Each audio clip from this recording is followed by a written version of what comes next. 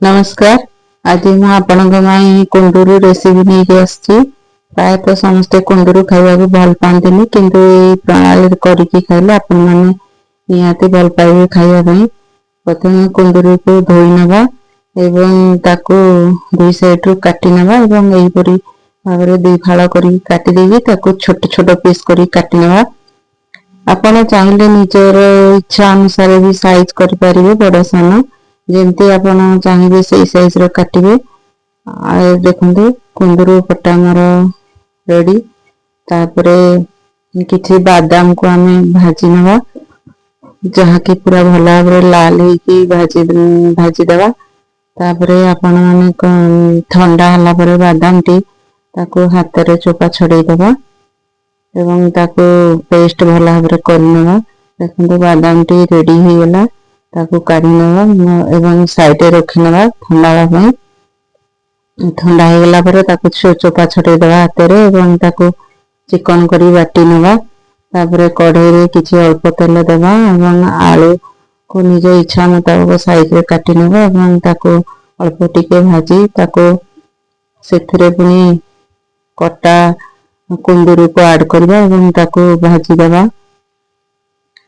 कुंदूरु अल्प उल्ट पाल्ट करिया परे सेथिरे किछि लूण ऐड करबा जहा कि हम लूण ऐड करले कुंदूरु भितरे लूण टी भल भाव पशि पारिबो एवं तरकारी रे ता पांचिया लागबोनी भल लागिबो एवं पानी अंश भी सुखी जिवो। देखंतु ताको आपण टिके भल भाव भाजबे लाल हवा पर्यंत टिके ताको जदि भाजी रोषेई करिवो तार स्वाद टिके अधिका आसीबो। सेमती रोषेई कले ता स्वाद टिके अलगा लागिबो भाजी की रोषेई कले ता स्वाद टिके अलगा आसीबो भल आसीबो। या पर हम कढ़ाई रे अल्प किछि सोरष तेल नवा एवं सेथिरे जीरा दवा। जीरा फुटी गला परे टिके अधिका प्याज कटा दवा एवं ताको लगातार घंटी नवा जहा कि टिके ब्राउन कलर हला परे सेथिरे हम मसला यूज करबा। मैं एठारे बटा मसला यूज करछि आपण माने गुंड मसला यूज कर परिबे। मो बटा मसला रे जीरा धनिया एवं रसुण अदा आउ लूण हलदी कलर लंका प्रभृति को ऐड कली सब बाटी नहीं आगरू गोटा मसला को एवं गोटा मसला मत टिके रोषेई कले तार तरकारी अधिक टेस्ट परि लागे तेणु मुठारे गोटा मसला नहीं बाटिकी तापरे आपण ताको भल भाव कषि नवा। कषि नेला परे किछि कटा टमाटो सेथिरे ऐड करिबा। टमाटो और मसला टिके भल भाव कषि होला परे सेथिरे हम आगरू करी रखिथिबा जो बादाम पेस्ट को ऐड करिबा। बादाम पेस्ट ऐड करी ताको भल भाव कषि नवा जहा कि तरकारी रो बादाम पेस्ट बोलले तार स्वाद अधिका आसी थाए तेणु ताको लगातार घांटिया छाड़ीबानी बादाम पड़ी पेस्ट तेणु टिके कढ़ाई रे लागिबो मसला भल भाव ताको कषि नवा। मसला को भल भाव कषिले तरकारी टेस्ट भल आसीबो। आपण या को रोटी भात सहित खाई परिबे बहुत टेस्टी लागुची। आपण निहाती वीडियो टिके संपूर्ण देखंतु। तापरे कुंदूरु को ऐड करनवा एवं ताको भल भाव भजा कुंदूरु आलू को ऐड करनवा एवं ताको भल भाव कषि नवा।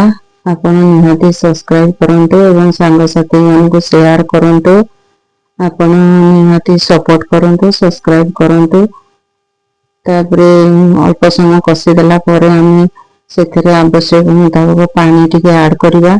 पानी जेतिके आवश्यक सेतिके हम दबा एवं पानी देके हम ताको ढांकुनी देके सिझे नवा। अल्प सिझेला परे ताको पुनी देखिबा आलू आ कुंदूरु देखंतु।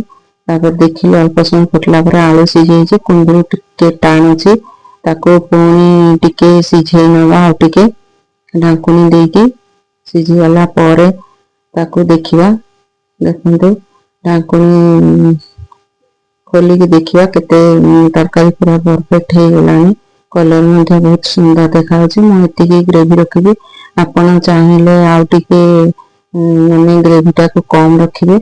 एटा मैं बादाम पड़ी जहा कि टिके बहले आउरी हे जो तरकारी टिके अल्प ठंडा हेले तापर मु किछि एथरे गरम मसला गुंड ऐड करछि शेषरे एवं ताको घांटी देगी खाइबा ପାଇଁ प्रस्तुत ହେଇଗଲା। ଆପଣ ଭାତ ରୁଟି ସହିତ ଖାଆନ୍ତୁ ଏବଂ ତରକାରୀର ସ୍ୱାଦ ନିଅନ୍ତୁ।